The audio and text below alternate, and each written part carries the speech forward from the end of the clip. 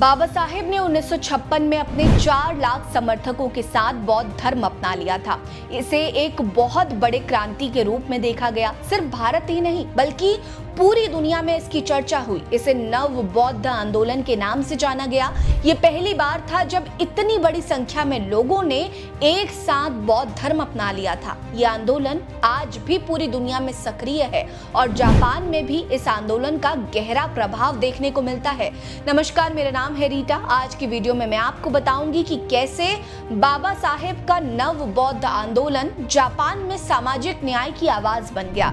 Japan में बौद्ध धर्म की जड़ें सदियों पुरानी है, लेकिन 20वीं सदी के उत्तरार्ध में यहाँ नव बौद्ध आंदोलन के रूप में एक नया अध्याय शुरू हुआ, जिसे नवयान बौद्ध धर्म भी कहते हैं। इसके सूत्रधार थे भारत के संविधान निर्माता और समाज सुधारक बाबा साहेब भीमराव अंबेडकर।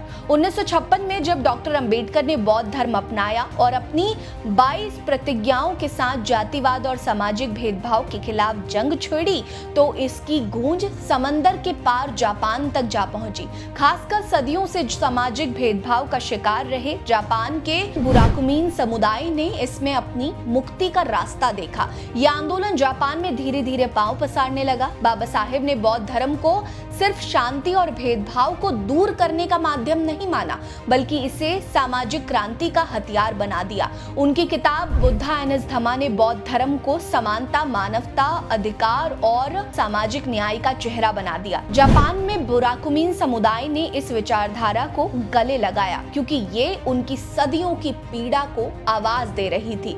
ध्यान देने वाली बात है कि बुराकुमिन समुदाय को ऐतिहासिक रूप से अछूत की तरह देखा गया था।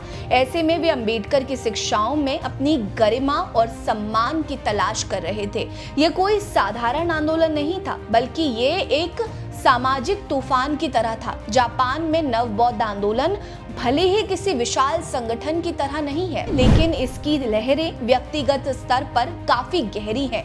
इस आंदोलन के पीछे जापानी बौद्ध भिक्षु सुरई ससाई एक बड़ा नाम है। 1967 में जब ससाई भारत आए तो अंबेडकर की दीक्षा भूमि और उनके विचारों ने उन्हें झकझोर कर रख दिया। उन्होंने भारत के बौद्ध स्थलों के संरक्षण में योगदान दिया और डॉक्टर अंबेडकर की विचारधारा को जापान ले गए। बाबा साहेब के विचारों से प्रभावित होकर ससाई ने बुराकुमिन समुदाय को उठो, जागो और अपने हक के लिए लड़ो का संदेश दिया।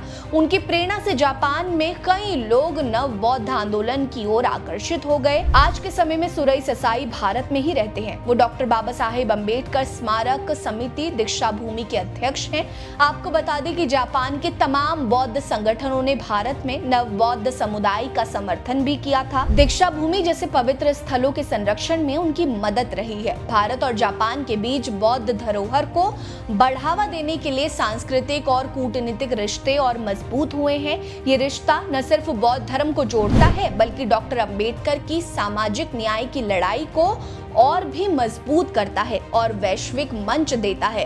हालांकि जापान में नव बौद्ध आंदोलन का रास्ता आसान नहीं है। पारंपरिक बौद्ध संप्रदाय इसे अपने रूढ़िगत ढांचे से अलग मानते हैं। कुछ के लिए ये बौद्ध धर्म का विचलन है, जिसके कारण नव बौद्ध आंदोलन को व्यापक स्वीकृति नहीं मिल पा रही है। फिर भी बुराकुमिन और अन्य हाशिए के समुदायों में डॉक्टर अंबेडकर की विचारधारा एक मशाल की तरह जल रही है। इस मामले पर आपकी क्या राय है, हमें कमेंट सेक्शन में जरूर बताएं। साथ ही वीडियो को लाइक कर लीजिए, चैनल को सब्सक्राइब करना मत भूलिएगा। हमारे साथ बने रहिए। नमस्कार।